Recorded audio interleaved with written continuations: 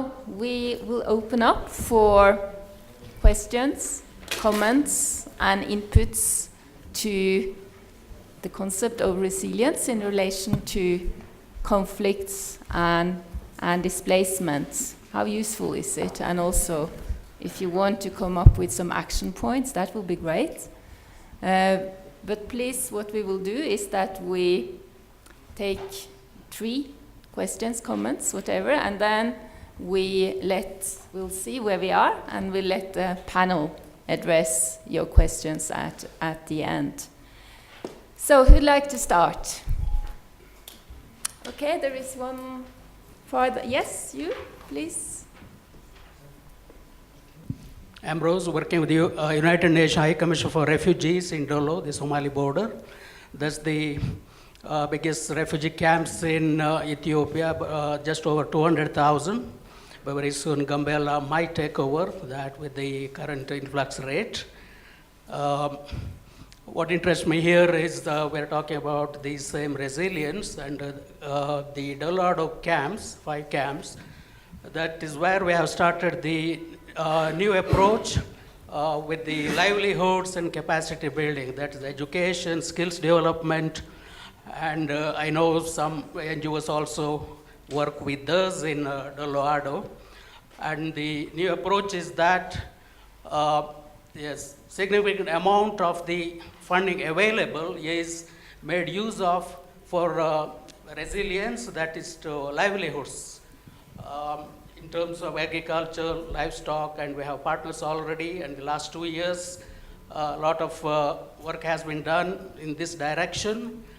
And thereby, there's one negative effect of that, or maybe a constraint there is the traditional sectors, that is water, sanitation, health, nutrition, protection, and shelter. These are not the self-sufficiency sectors. For that, the funding is inadequate, and that's, so we have to have some kind of balance there. But these are the pilot countries with a major donor. Pilot countries in Ethiopia, Dolo is one of them, Bangladesh and Panama.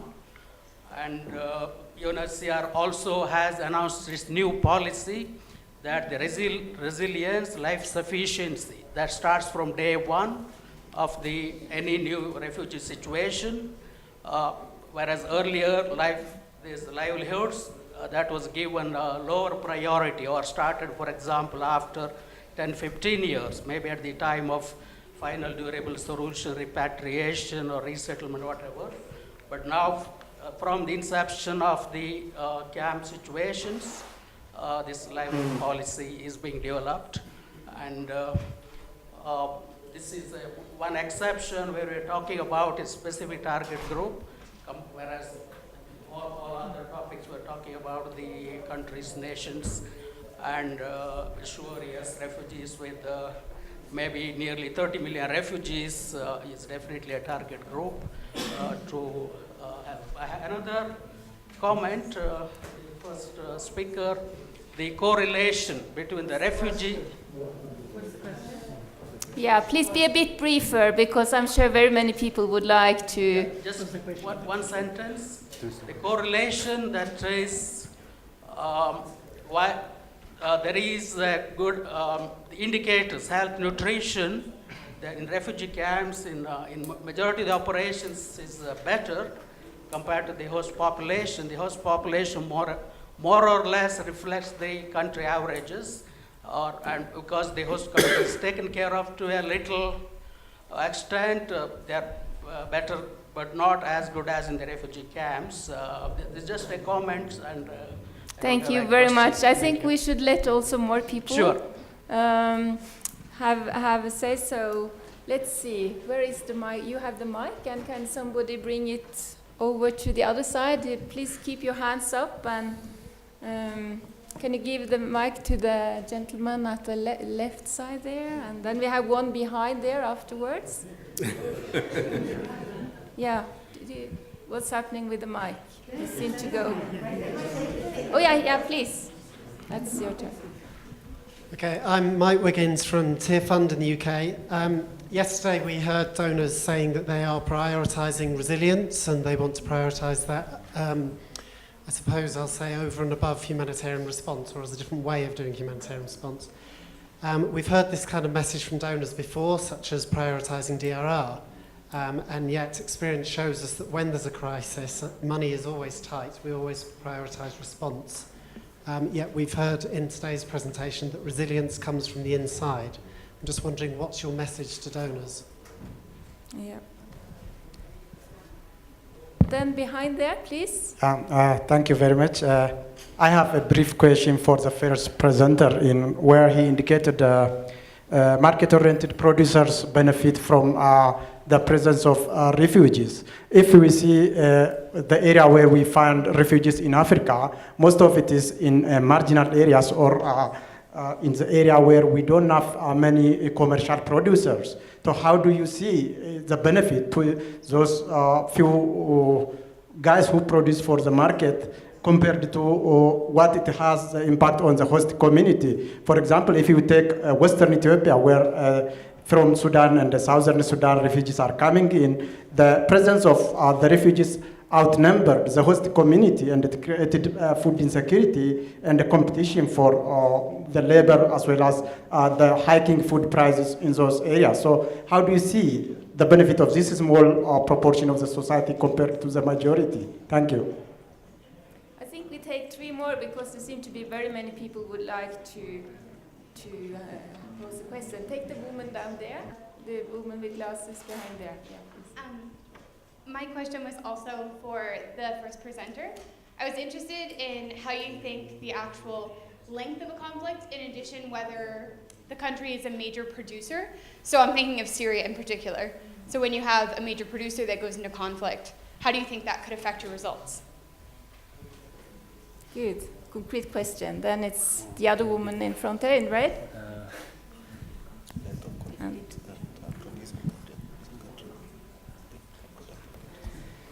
My name is Crystal Bultman. I'm with CARE, currently in West Africa, but I also worked both in Congo and in South Sudan, actually. I've heard a lot about linking relief and development and about food and nutrition in conflict, but I have not really heard a lot about what is now different in our work. What is the difference of this concept of resilience in relation to, well, compared to what we did before? And I think particularly in conflicts and fragile states, this really deserves some more of our attention, and maybe we don't understand yet really what it means. To Mr. Banak's question about resilience in conflict, well, I would say yes, that's the point. We want to build resilience to shocks and stresses, and particularly in countries like DRC and South Sudan, the shocks and stresses are tensions and conflicts. So what are we going to do about that? And I think there are many good examples of how we can really build resilience to these conflicts and all the consequences related to it. Thank you. So how is resilience going to make a difference? That was the question. Then it's you. Hi, David from USAID. Similar question both for Sudan and for Congo. And that's, we've talked specifically this week about building resilience to what? So my question is, in contexts such as Congo and South Sudan, can you build resilience for food and nutrition security in the midst of an ongoing conflict? And then, similar to what Crystal just said, is it actually possible to build resilience to conflict? And if so, what are some of the strategies that could accomplish that? So is that possible to build resilience to conflict? So I think now we let 2 of our panel members address some of the questions before we can have another round of questions. So why don't we start with Jean-François? Okay, I don't know where to start, but thank you very much for the comments and the question. So, okay, let me. Sorry about this. Some host community questions. So, okay, first of all, about the comments, and also two comments. One, the first comment about what I understood is also that first of all, what's the added value of the concept of resilience in the case of refugee protected situation, right? What I'm just saying that, for very good reason, UN Agency for Refugees has focused on health and security when there is a refugee crisis, right?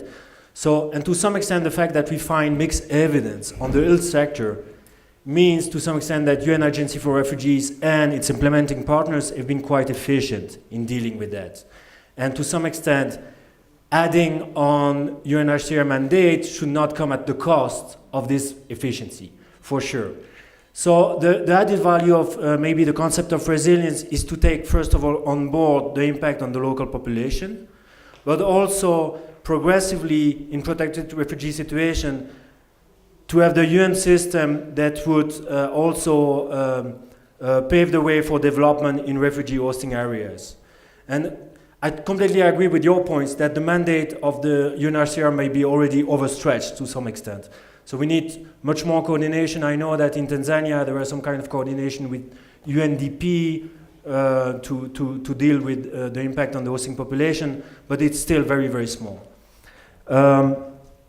So about if I understood well, the impact of conflict-producing countries with the example of Syria. I'm not sure to have understood the question, but I try to.